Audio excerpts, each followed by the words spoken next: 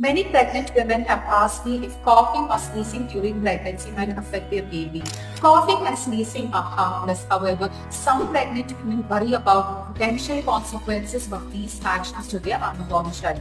It's crucial to understand that the baby is well protected by the amniotic sac, which acts as a barrier against external factors.